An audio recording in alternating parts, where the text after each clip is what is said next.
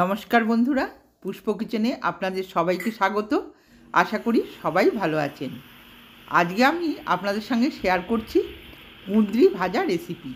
খেতে অসাধারণ স্বাদের হয় বন্ধুরা। এটি ভাত, রুটি, পরোটা সব কিছুর সাথেই খাওয়া যায়। রুটি পরোটার সাথে খেতে অসাধারণ লাগে। দেখুন, এর জন্য আমি 500 গ্রাম কুঁদরি নিয়েছি। এটাকে ভালো করে জল দিয়ে ধুয়ে নিয়েছি। এরপর ঝিরিঝিরি করে লম্বা লম্বা করে আমি কেটে নিয়েছি। খুব সরু সরু করে কাটতে হবে বন্ধুরা। দেখুন, সবগুলোকে আমি সুন্দর করে কেটে নিয়েছি। এবার এতে আমি দিয়ে দিচ্ছি পরিমাণ মতো লবণ, পরিমাণ মতো হলুদ দিয়ে দিলাম, আর দিয়ে দেব সামান্য মশলা। মশলা বলতে এখানে আমি দিয়েছি হাফ চামচ জিরের গুঁড়ো, আর দিয়ে দেব হাফ চামচ ধনের গুঁড়ো। ছোটো চামচের হাফ চামচ করে আমি এখানে দিয়েছি। আর দিয়ে দিচ্ছি রেড চিলি পাউডার হাফ চামচ। এবার আমি এতে দিয়ে দেব 2 চামচ বেসন। বেসনটা খুব বেশি দেওয়া চলবে না, পরিমাণ বুঝে আমি 500 গ্রামের জন্য 2 চামচ বেসন ব্যবহার করেছি। এখানে আপনারা কর্নফ্লাওয়ারও ব্যবহার করতে পারেন। দেখুন, এবার আমি মশলাটা আর বেসনটা দিয়ে সুন্দর করে একটু মেখে নেব। দেখুন, খুব ভালো করে কুঁদরির গায়ে যেন লেগে যায় সেভাবে আমি মেখে নিচ্ছি। এটাকে মেখে আমি 10 মিনিট রেস্টে রেখে দেব। দেখুন, মাখাটা কমপ্লিট হয়ে গেছে। এবার আমি রেখে দেব। 10 মিনিট রেখে দিলেই হবে। এবার কড়াই বসিয়ে দিয়েছি গ্যাসে। কড়াইতে দিয়ে দিলাম রিফাইন অয়েল। আমি এই সাদা তেল দিয়ে রান্নাটি করব। আর 1 চামচ দিয়ে দিলাম ঘি। ঘিটা দিলে খেতে খুবই ভালো লাগে। আপনারা শুধু তেলেও করতে পারেন। এবার আমি কিছু পেঁয়াজ ভেজে নেব। আমি এখানে বড় সাইজের 4টে পেঁয়াজ কেটে নিয়েছি। পেঁয়াজগুলোকে আমি এই তেলের মধ্যে ভেজে নেব। নেড়ে চেড়ে সুন্দর করে ভাজতে হবে।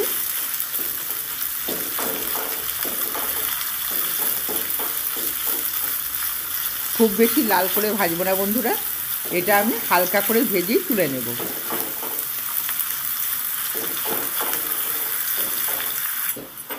দেখুন, হালকা করে ভাজা হয়ে গেছে।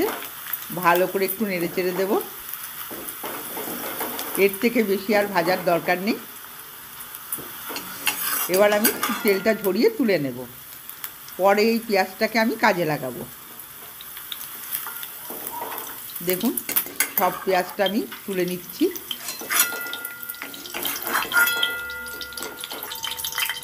সমস্ত পেঁয়াজগুলো একটা থালায় তুলে নিলাম। এবার আরেক কিছুটা তেল আমি অ্যাড করলাম। যেহেতু এটা ভাজা হচ্ছে, একটু তেলের বেশি প্রয়োজন হবে। এবার আমি মাখানো কুঁদরিগুলোকে দিয়ে দিলাম। দেখুন, এবার নেড়ে চেড়ে সুন্দর করে একটু ভেজে নিতে হবে।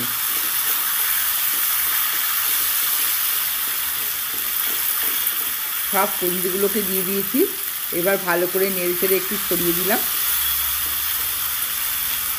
ঢাকা দিয়ে আমি 2 মিনিট ভেজে নেব। দেখুন, 2 মিনিট পর ফিরে আসছি। ঢাকাটা খুলে দিলাম। কুঁদরিটা মোটামুটি ভাজা হয়ে গেছে। খুব বেশি লাল করে কুঁদরিটাও ভাজবো না। কুঁদরিটা দেখুন হালকা সেদ্ধ হয়েছে, পুরোটা এখনও হয়নি। এই হালকা ভাজা অবস্থাতেই আমি 2 মিনিট নেড়ে চেড়ে নিয়ে এটাকে তুলে নেব। এবার আমি একটা বোলের মধ্যে এগুলোকে তুলে রেখে দিচ্ছি।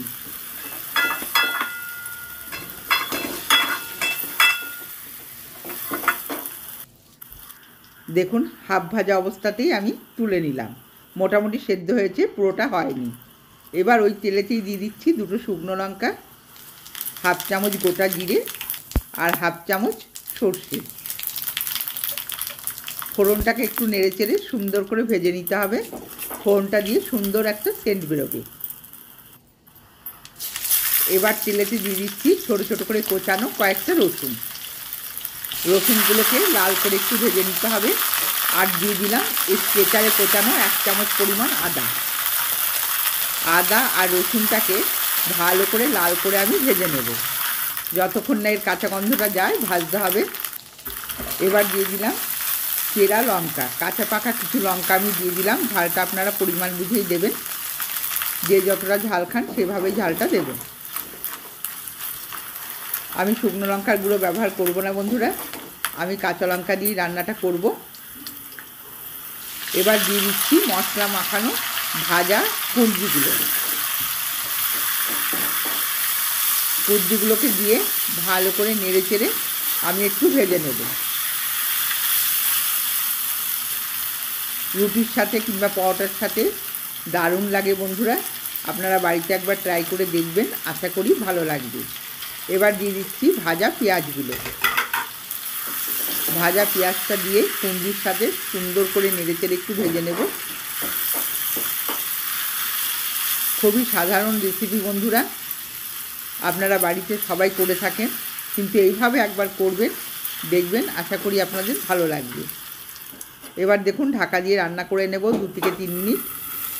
ঢাকাটা খুলে দেখুন ভাজাটা আমার প্রায় হয়ে এসছে। এবার আমি পেঁয়াজটা আর কুঁদরিগুলোকে লাল লাল করে ভেজে নেব। সুন্দর করে নেড়ে চেড়ে আমি 3 থেকে 4 মিনিট এটাকে সমানে ভেজে নিলাম। বন্ধুরা, আমার রেসিপিগুলো যদি ভালো লেগে থাকে আমার চ্যানেলটিকে সাবস্ক্রাইব করবেন, লাইক করবেন আর কমেন্টসে জানাবেন আপনাদের কেমন লাগলো। দেখুন একটু চিনি দিয়ে দিলাম 1/2 চামচ। মিষ্টিটা আপনারা যদি না খান তাহলে দেবার প্রয়োজন নেই, সামান্য মিষ্টি দিলে খেতে ভালো লাগে। আর দিয়ে দিলাম 1/2 চামচ গরম মশলার গুঁড়ো। কত সুন্দর হয়েছে দেখুন ভাজাটা, আর খেতেও তেমন টেস্টি হবে। এবার গ্যাসটা অফ করে আমি ঢাকা দিয়ে রেখে দেব 2 মিনিট। দেখুন 2 মিনিট পর ঢাকাটা খুলে রান্নাটা আমার কমপ্লিট হয়ে গেছে। দেখুন ভাজাটা লাল লাল করে সুন্দর করে আমি ভেজে নিয়েছি। এবার একটা প্লেটের মধ্যে তুলে নিলাম। আমার চ্যানেলের নতুন বন্ধুদের কাছে আমার অনুরোধ রইল আমার চ্যানেলটিকে সাবস্ক্রাইব করে আমার পাশে থাকার জন্য। দেখুন রান্নাটা পুরো কমপ্লিট হয়ে গেছে। আজকের মতো ভিডিওটা আমি এখানেই শেষ করছি বন্ধুরা। সকলেই ভালো থাকবেন, সুস্থ থাকবেন। ধন্যবাদ।